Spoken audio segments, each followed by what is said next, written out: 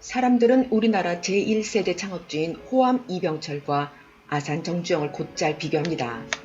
부잣집 아들 이병철의 창업이 쉬웠을 것이라고 생각한다면, 그리고 삼성은 정경유착으로 탄탄대로를 달린 기업만으로 여기는 것은 큰 오산입니다. 호암 이병철은 부유한 환경에서 태어났지만 시대적인 어려운 환경 속에서 사업가적인 기질과 탁월한 판단력으로 오늘날 삼성의 발판을 마련했죠. 한 국가의 발전은 기업의 발전에 의해 이루어진다고 해도 과언이 아닙니다. 오늘은 인재를 등용하고 조직을 확장시켜 오늘날의 글로벌 기업 삼성의 기틀을 마련한 호암 이병철 특유의 기업가 정신에 대해 살펴보려 합니다.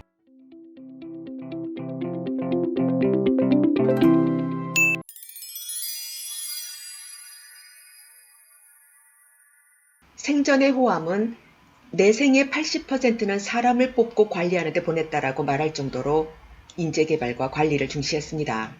삼성의 최고 자산은 인재라고 말할 정도로 인재 양성에 아낌없이 투자했어요. 사원들의 기숙사를 짓는데도 공을 들였고 사원들의 복지에도 신경을 많이 쓰는 등 인재 관리에 초점을 둔 경영을 해나갔습니다. 호암은 어느 기업이든 최고 경영자를 잘 두어야 기업이 잘 굴러간다고 확신했죠. 신입사원을 뽑은 후에는 가급적 본인이 생각하는 최고 경영자 요건을 충족시킬 만한 능력을 갖추도록 교육에 신경 썼다고 하네요. 호암 이병철은 인재 제1의 삼성을 추구했지만 신상 필벌의 원칙에 따라 책임감과 능력 위주의 인사에 치중했습니다. 그는 인재 삼성이라는 전통을 확립했고요. 오늘날 천문학적 숫자 연봉을 받는 삼성의 전문 경영인에 대한 보상과 우대는 바로 그의 인재경영 원칙의 결과죠. 최상의 조건으로 최고의 인재를 등용하겠다는 호암의 인재경영과 더불어 삼성은 최고의 복지 대우 조건으로 무노조 경영 원칙을 고수해왔습니다. 2020년 무노조 원칙 삼성에도 노조가 설립되게 되죠. 불필요한 노사 갈등 없이 상생의 노조 관계 모델을 만들어 초인류 기업을 유지하길 기대해봅니다.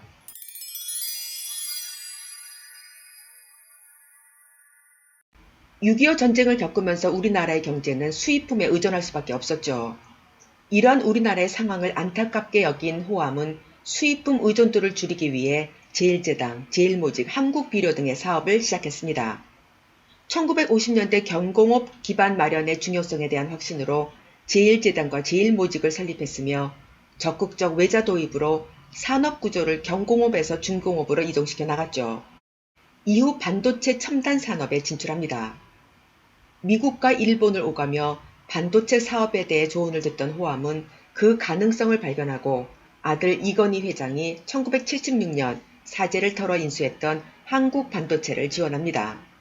호암은 내 눈에 돈이 보여라고 말하며 반도체 시장을 향한 도전을 멈추지 않았고 결국 미국, 일본의 선도자를 차례로 추월하면서 글로벌 기업으로 성장하게 됩니다. 1980년대 여러 리스크의 부담 속에서도 삼성이 반도체와 같은 고부가 가치 첨단 산업에 투자한 것은 바로 세상의 변화를 읽어내는 호암의 탁월한 해안의 통찰력 덕분입니다. 삼성의 삼은 크고 많고 강하게 이렇게 세 가지를 뜻하며 성은 별을 뜻하는 한자인데 높은 곳에서 빛나라라는 의미입니다. 호암 이병철의 소원대로 삼성은 더 커지고 삼성 제품은 전 세계에 더 많으며 더 강한 글로벌 기업으로 높은 곳에서 빛나고 있습니다.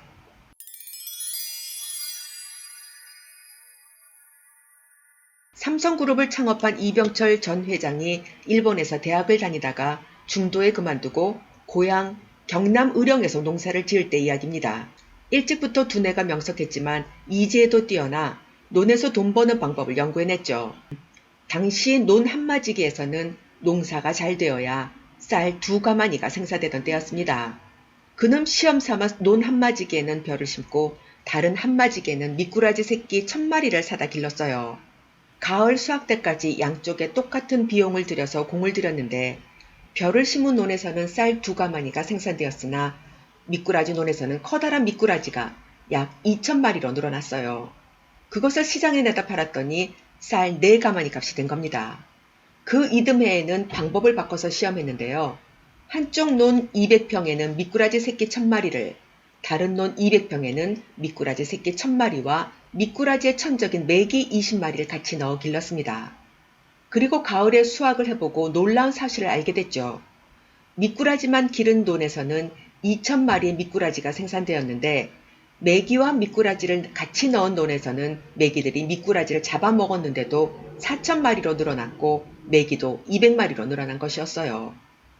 위의 일례는 그가 얼마나 사업가적인 기질을 가지고 있는지 알 수 있는 대목입니다.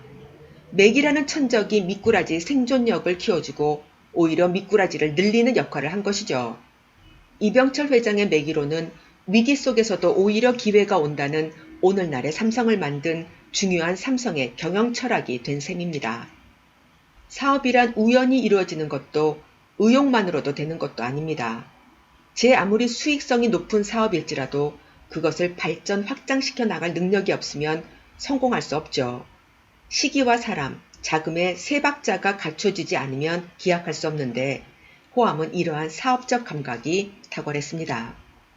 우리나라에서는 반기업 정서가 존재하며 삼성에 대해 곱지 않게 보는 시선이 있는 것도 사실입니다. 하지만 오늘날 한국 경제에서 삼성이 국가 경제와 고용 창출에 이바지하는 비중은 솔직히 막대합니다. 호암 이병철은 부유한 환경에서 태어났지만 시대적인 어려운 환경 속에서 사업가적 기질과 탁월한 판단력으로 오늘날 삼성의 발판을 마련했죠.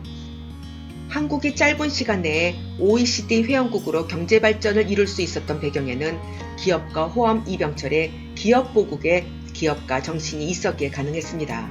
호암 이병철은 기업을 계속적으로 혁신하며 선진 사업 기회를 실현시키기 위하여 인재를 등용하고 조직을 확장시켜 오늘날의 글로벌 기업 삼성의 기틀을 마련했으며 삼성은 끊임없이 도전하고 위험을 감수하는 일에 물러서지 않았죠.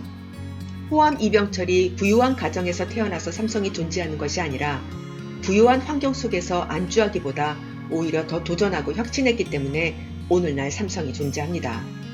제가 생각하는 위대한 기업가 정신이란 기업이 망하지 않아 국민의 세금을 축내지 않고 기업 가족들의 생계를 유지케 하는 일이며 최대의 이익을 창출하여 국가를 번영하게 하는 일입니다. 호암 이병철 회장이 위대한 기업가인 이유입니다. 감사합니다.